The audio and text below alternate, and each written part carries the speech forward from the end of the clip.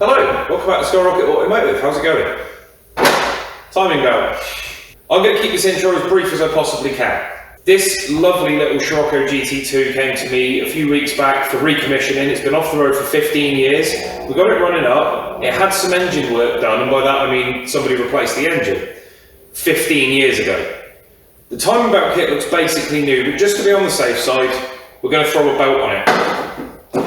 People are very apprehensive about doing timing belts, quite rightly so. On modern cars, they're interference engines, it's something to be careful about, because you want your valves and pistons to stay away from each other. The good news is, on a Volkswagen 8-valve engine of this vintage, they're non-interference to within an inch of their life. There really is nothing to panic about. Don't let anybody try and scare you with that. To prove how nicely engineered these engines are, and what a low-stress job timing belts on these engines can be, I'm going to show you how quickly you can do one when you've done a few of them. I've been around the block a few times. Just to get a couple of the detractors out of the way, yes, I'm on a lift. I learned how to do timing belts this way working on a trolley jack on my back on a wet driveway. I've served my time, alright? I'm getting old. My back's not what it used to be.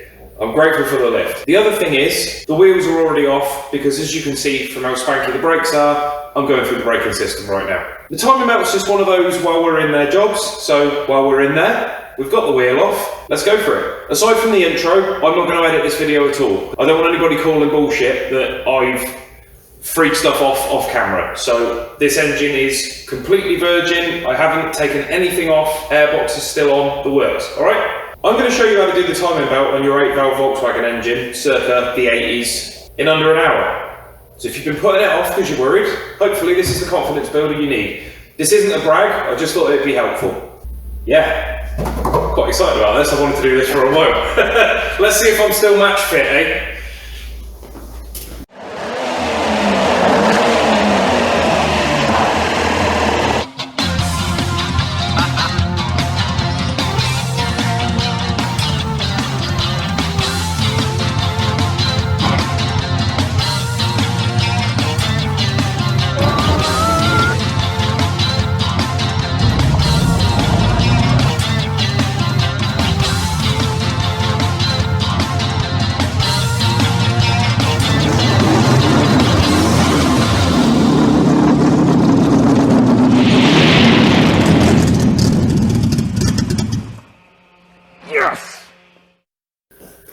Just before we get started, here are the tools you're going to need. 15mm spanner, you need that for the timing belt tensioner.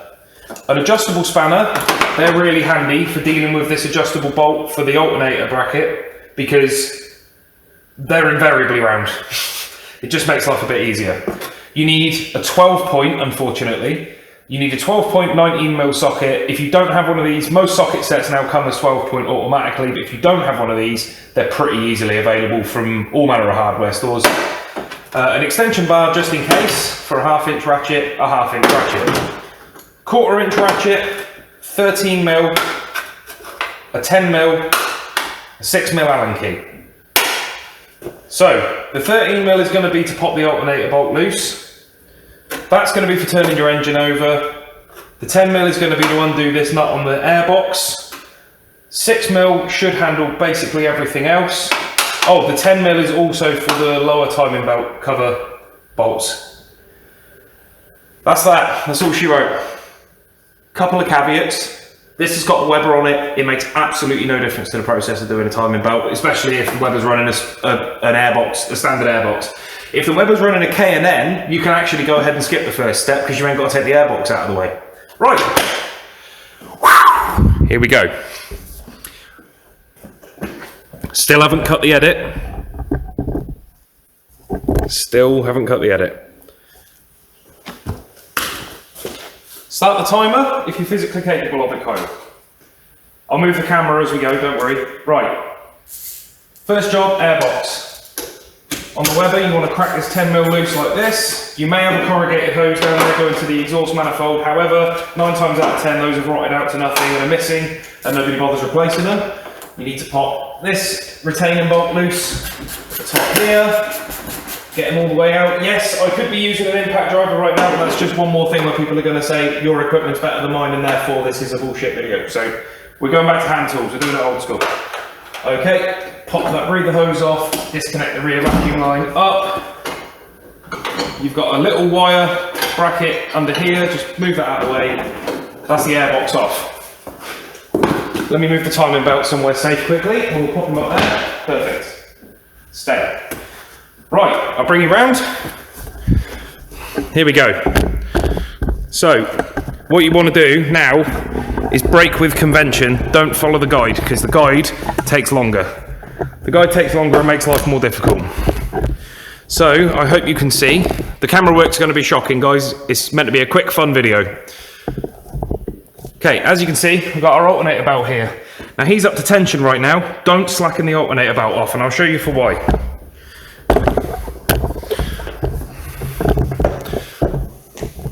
Okay, the water pump pulley and crankshaft pulley bolts get very, very tight. If you loosen this off, the water pump's going to spin freely, whereas right now, it's restricted by the belt. So we should be able to get our 6mm Allen in here on our ratchet.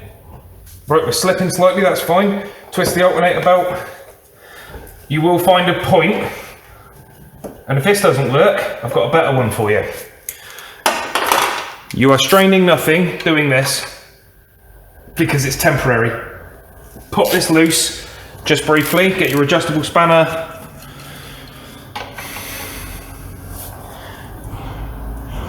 And tighten your alternator belt a bit more, like so. Do up that retaining bolt, so this should be like a guitar string. Now, that should allow the pulley to grab. Down in here. One.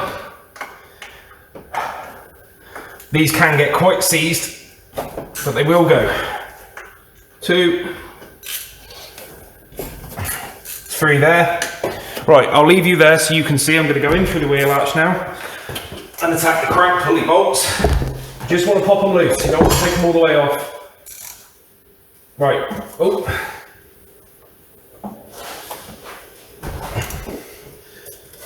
Still having a bit of a battle. There's one.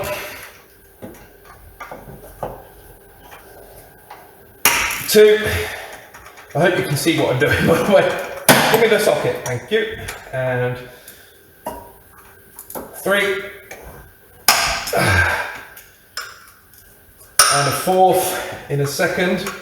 Just struggling to get on there. Obviously, this is going to be one of those things where, because I'm showing you guys, things are going to go tits up that don't normally go tits up. 4, right. We're done. These are nice and loose. That's all you need. Pop those guys loose, happy days. Now, go back to our alternator belt. Pop the 13 loose. Like so. You can either roll this or just undo the bolt all the way. It really doesn't matter at this stage because it's coming all the way off. Back this up. Belt goes slack. Okay, roll it round off the pulleys. There we go, alternator belt out of the way. Plastic timing belt cover. On the metal timing belt cover, you've got to undo these 2 here, and you've got a big Allen bolt that holds it down here. Plastic ones, which are far more common, later just undo the 2 clips, lift directly up. This cover hasn't been fitted correctly. Right, lift your hoses and stuff. There we go, out of the way. That tensioner is basically brand spanking new, and it's a really good quality one, so we don't need to worry. There's our timing belt cover off. Now,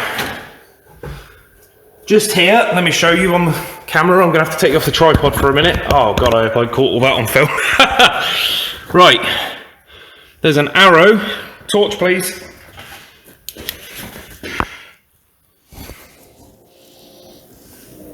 Okay, great. The one time I get a plastic cover that doesn't have the timing mark. That's okay. There will be a marker on the pulley. Give us a second, we'll find him. There's a dot just down there. Okay. Now, lowercase, there is a dash just there. It's quite hard to make out, but there's also a notch in the actual pulley. what we're going to do, get our socket and ratchet, get it on the crank pulley. We want to be finding top dead center right now. I don't tend to worry about that too much because I'm quite familiar with the engines, but if you're worried, let me put you back on the tripod a minute. Sorry. Like I say, if I edit this, someone's going to call bullshit. Right. Now, so we've got our dot there. Absolutely zero timing marks there. That looks like a scratch has been made. Yeah, that's a deliberate scratch there for top dead center. So we'll just double check if that lines up. But long story short, all you do, roll your engine around, find top dead center. There are a million and one other ways of doing this.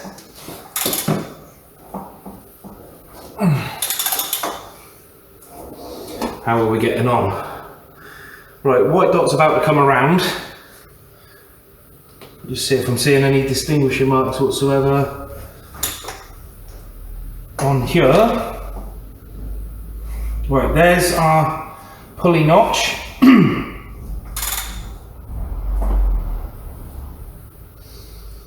And that's coming up to the white dot. Come on.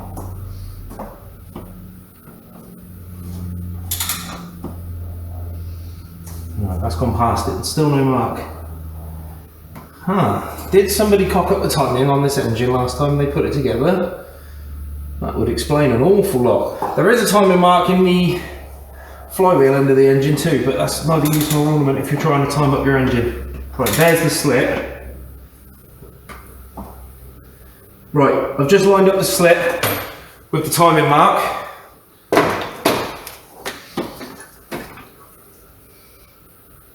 And that timing mark there is slightly out. Has it got the original?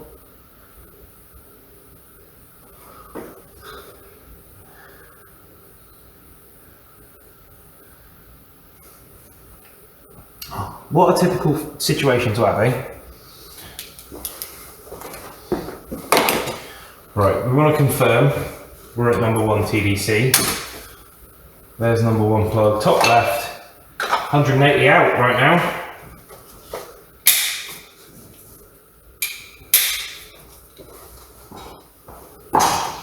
So we'll go again.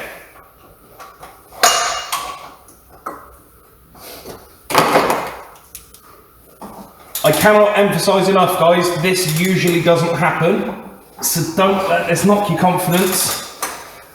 Bit of an exceptional circumstance this, where someone has been in here and buggered about and got it wrong in the past, I think, as far as marking things up. It's not the end of the world, we can figure it out. Right, there's our slit in the timing in the crank pulley again. Where are we now?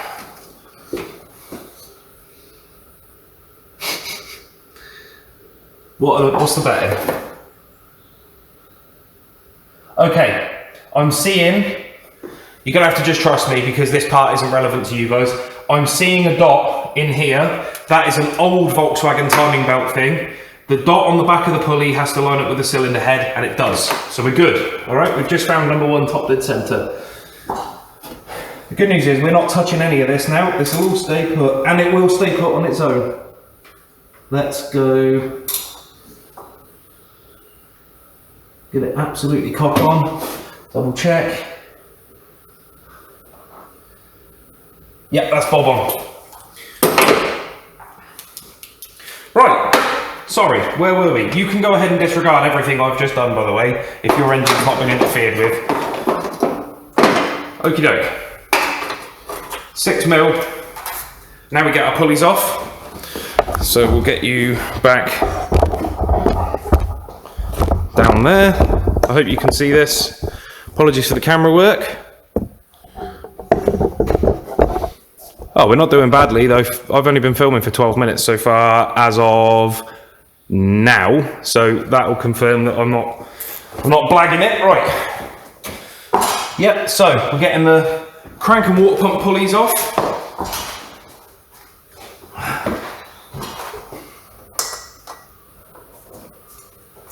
So again, we popped these loose already. So happy days. Water pump pulley coming out now. Well, the bolts are. 1, 2. He's nearly out. Yeah, there he goes. And 3. While I'm doing this, I'm going to talk to you quickly. I am not a slim man, okay? I've got a beer gut and a big ass. So if you notice any sudden zooms, I'm not messing about with the editing because I've tried to hide something. It's because I get really embarrassed about the fact that I'm a big fat fuck.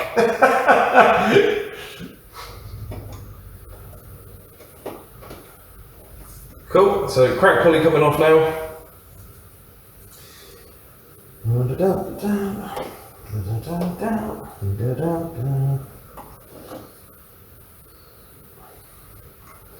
2 left, guys. So obviously, this isn't, again, it's not a look at me, it's this is how easy they are to do when you've done a lot of them. Now you could argue that anything's easy if you do it a lot, but there's a lot of people out there who suck through their teeth and talk about how careful you really need to be with a classic car timing belt, and it's just not always the case. Right, the crank pulley can be quite snug. They can only go on one way. They've got a goofy bolt pattern specifically to stop them going on incorrectly. Can you see that? These two are further apart, these two are closer together. Okay, that's it. Crank pulley off. Now, we've got our lower timing belt cover. So you have a 10mm there, a 13 here. Let's just start taking them apart and I can guide you through as we go. How about that? Right. Got this big ugly 13 just here.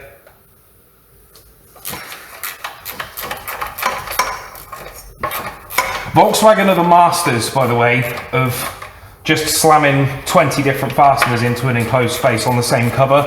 I've never understood why they build cars this way, but again, once you remember what you need and when, it's really not that bad. But they do like to do it, you're not imagining that. They really could have used 9 of the same bolt head, but there'll be something to do with clamping force, I would imagine. Right, he's out. As you can see, already working loose. Right, we've got a 10mm down here. At least it was a 10mm when it left the factory. Can you still see okay? I believe so. I hope so, because that's as high as my tripod will go. I'm going to riskily tip you over like that and turn the camera. Do I get bonus points for having to stop and bugger about with the camera while I'm doing this? Okay. So yeah, you got a nut here under the alternator. Okay. And that's the leading edge of the timing belt cover off, and then it's time to get under the car again. This is why you want to get the car in one position, because you can go up and down much quicker than the car can. Right, we've got a 6mm Allen head, and it's in a little notch, an alcove just above the crank pulley. And I've got my maths wrong again, apologies, that is a 5mm, I forgot about that.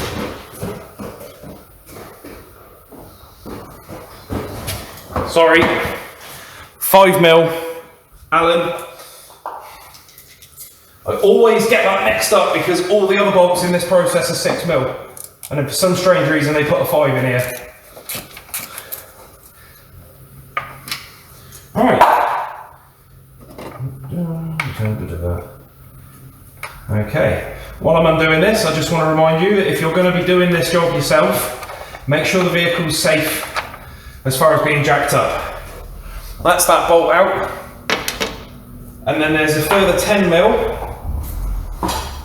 on the back of the timing cover, on the back of the block, well not on the back of the block, towards the rear of the block I should say. And then whiz these undone. Right, so now would be a time where an impact would be way easier because you zip it off and it stays with the bloody socket. Okay. I'm a man of my word. We're sticking with hand tools. Right, we're nearly off. That 10mm bolt at the back just needs to go a skosh further. I genuinely think I could do this even quicker if I wasn't filming. Right. Okie doke. Lower cover is off. There's the other bolt just gone there. And to withdraw that, you pull it out to the side and it just comes through like that. Rest that on top of the engine because that won't be that long.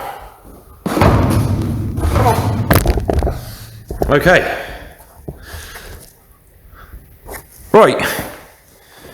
We're at TDC. We've got a timing belt tensioner ready to rock. That tensioner is brand spankers.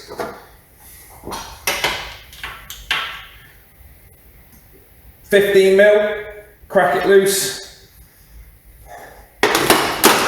Now you roll the timing tension around. Now if you want to, you can get the tool.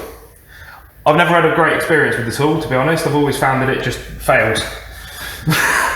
So, right. Now we're loose, wriggle. That just forces a bit of slack in the timing belt.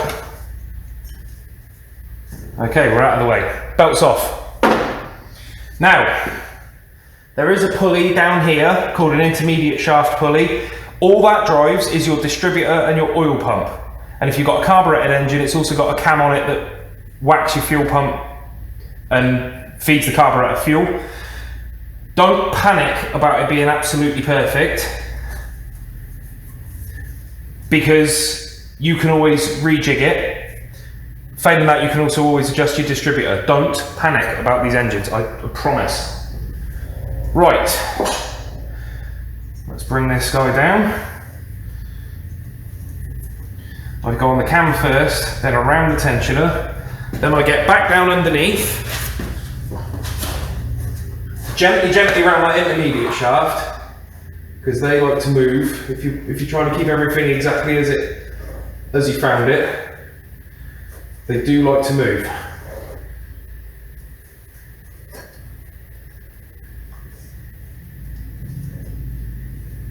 Pull the belt round. Okay, that moved a little. Again, we're not worried about it. Don't panic. Don't cut the end of your finger off either.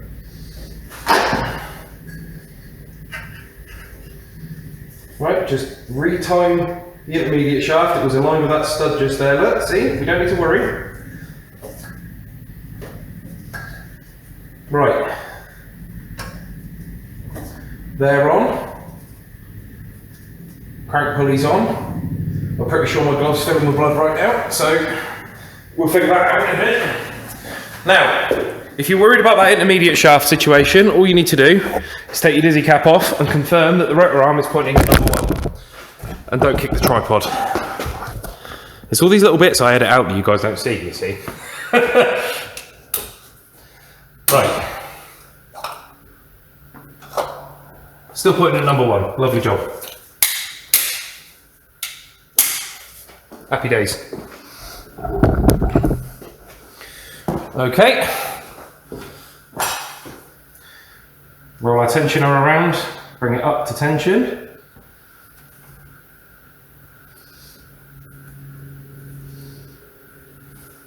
I like to do the tensioner by hand personally, instead of using the tool, because it means that you don't end up massively over tensioning the belt. Right, snug the tensioner up for now. You don't want to go for it. I've really enjoyed my video, guys. That's okay. Correct tension. You shouldn't be able to get it past 90 degrees, so that wants to just be a little tighter.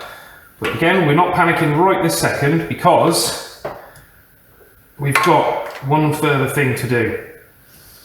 Okay. I'd say that's a little on the slack side, personally.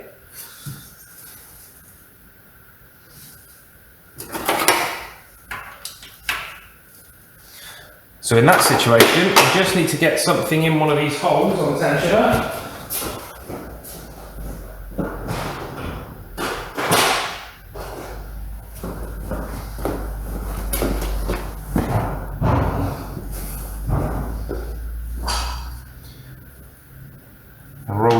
slightly. The tensioner takes a surprisingly small amount of tweaking. Again, if you're more comfortable using the tool, go for it. This is just how I do it. Touch wood, never once had a problem, but this is how I do it with the customer standing there as well. So, much better. Lovely, right. Now then, you can at this point do a very brief test fire if you want to, but there's a lot of crap in the way. In fact, I'm going to, because our intermediate shaft did shift quite a bit. Right. Again, good tension, everything should be timed up nicely. Let's just double check.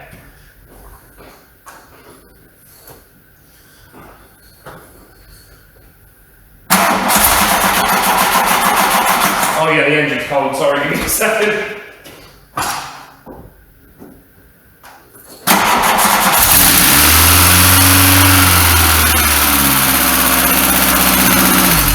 Perfect, there you go. Engine runs beautifully. She's a little tappety, again it's from being sat. I would recommend not doing that if you're precious about ancillaries and things, but I think we're going to have to change these fuel hoses regardless. So, we've just proved the engine runs. Happy days, now it's reassembly.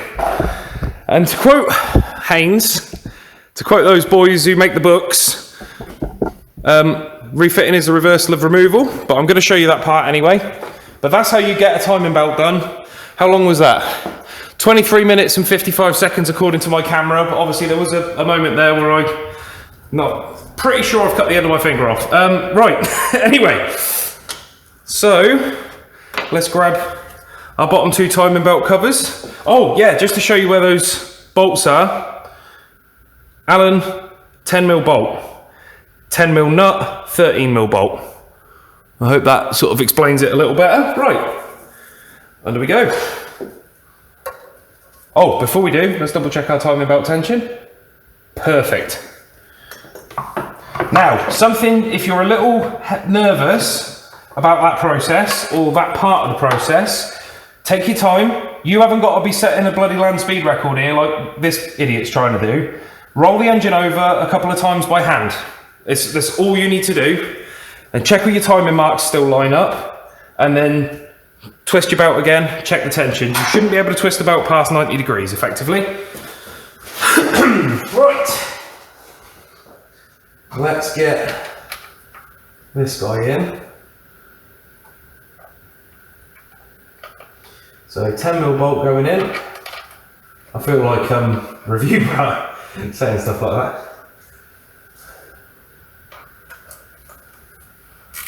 that. Okay, right.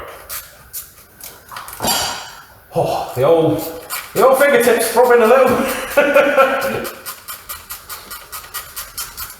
Right, and nip. You don't need to crush these down, and if you do, what you're going to do is crack the timing case, and then you've got problems, because then the belt will rub the case and make a horrible noise at best, and damage the belt at worst.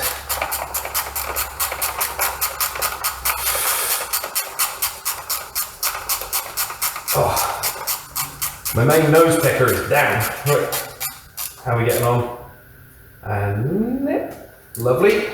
Right, in the interest of efficiency, what I'm now going to do is put our crank pulley back on.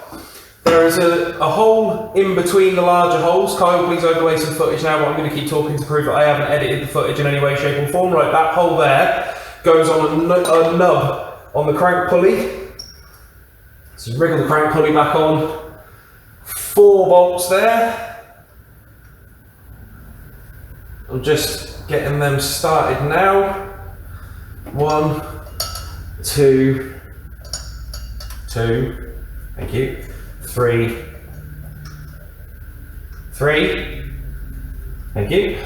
And 4. Right, there's that one. And then water pump pulley. Get him lined up. Lovely job. And again, whistle the bolts in. You haven't got to go mad about tightening them down, because we're going to do what we just did with the alternator on the water pump. Lovely.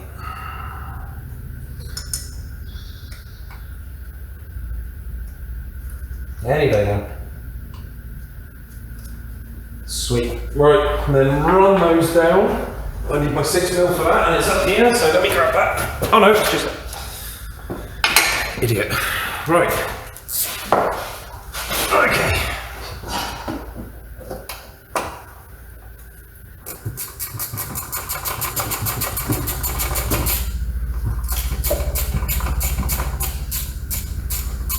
So as you can see, most of this process is, now I'm not going to sit here and tell you this is the hardest timing belt in the world. The opposite of that. The reason I recommend you give this a try is if you've never done a timing belt before, these are the best engines to learn on. But with that said, most of this job, as far as getting it done quickly and well, is about efficiency. And again, the car hasn't changed height once. So yeah.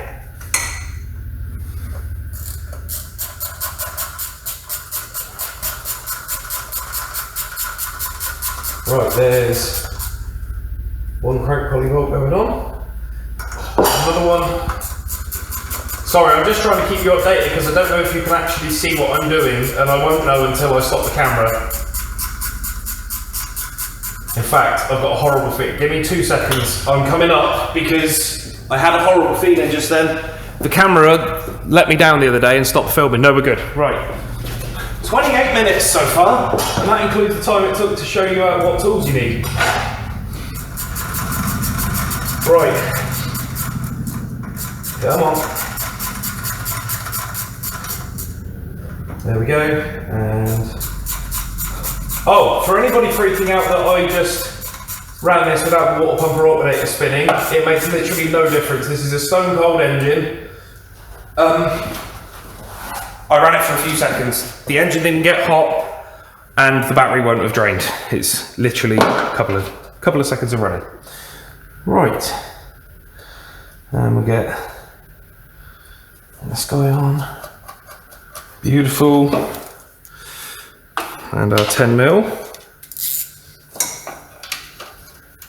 Again, you don't want to crunch any of this down. These covers get quite delicate with age. Right, we need the 13mm. There it is. Run this in. We're almost done. Literally belt back on, tighten down our pulley bolts at the bottom. Plastic cover on, airbox on. Start the engine.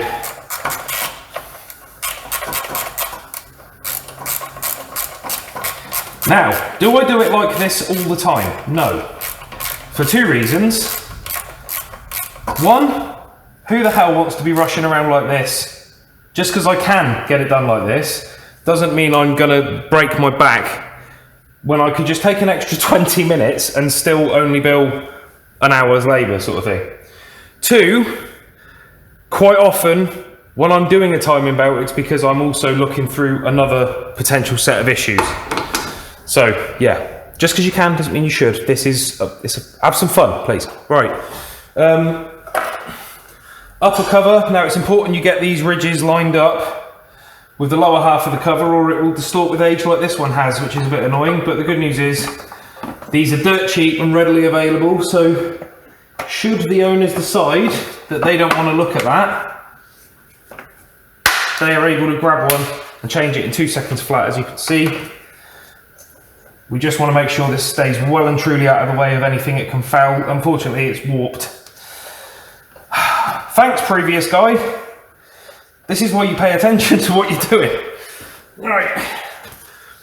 Alternator belt going on. Round we go. Crank pulley, water pump pulley. Pop it over the alternator like that. Right. Adjustable spanner.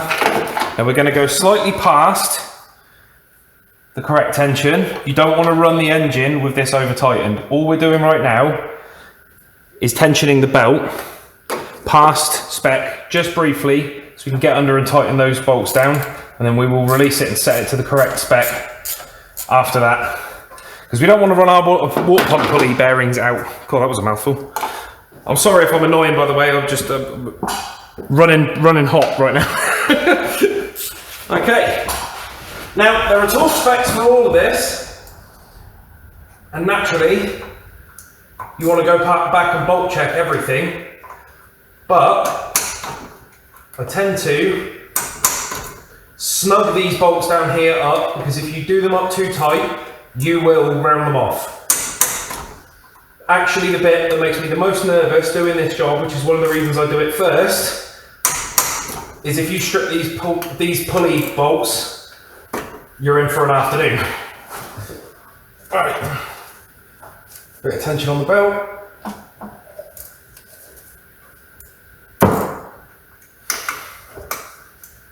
Nice.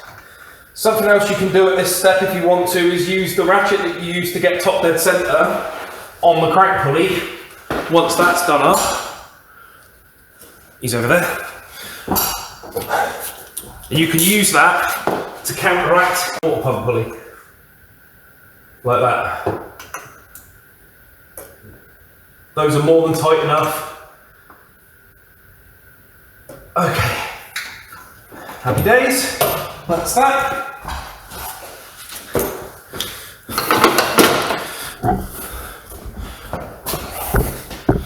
Lovely. You've just completed a timing belt on a Volkswagen. I'm going to put you over there while I button up. Listen, I run a business, okay? I do this for a living. I'm saying that for two reasons. One, I do a lot of these, so you get a feel of how you can be more efficient with your time. That tension's perfect on that belt. Don't want it too tight, we'll knack all our bearings. Two, can you imagine doing that 8 hours a day when you don't need to? I recommend you take your time.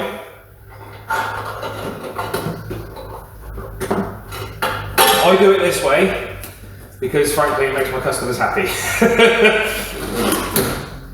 There's our airbox going through, though annoyingly I've got myself discombobulated because I was talking. That's my fault. My fault, not yours. What are we doing here? Yeah, that's because that all just goes there, Kyle. Nice. Ah, there we go. Yeah. There's quite a massive cabling on this car. I'm not really sure why, to be honest. Lovely. Right. And then we've got our airbox bolt there. Reconnect our vacuum line. Come around and reconnect our breather hose. You want to do all that before you tighten the airbox down. Perfect. Ratchet with the 10mm is in my pocket, where I always insist on putting it and then can't find it. Never been keen on the way the Weber carbs mount. I feel it stresses the carb flange personally. Right. And you are done. Now, to further reiterate, I'm going to chuck my tools on the deck there. Get rid of any stragglers, like that. Hang that up under here. Right, here we go again. Key on, immobiliser.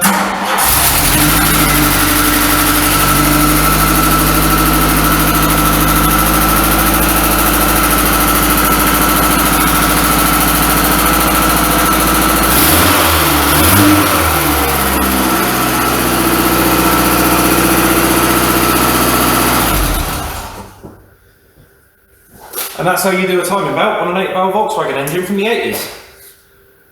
Thank you very much for watching.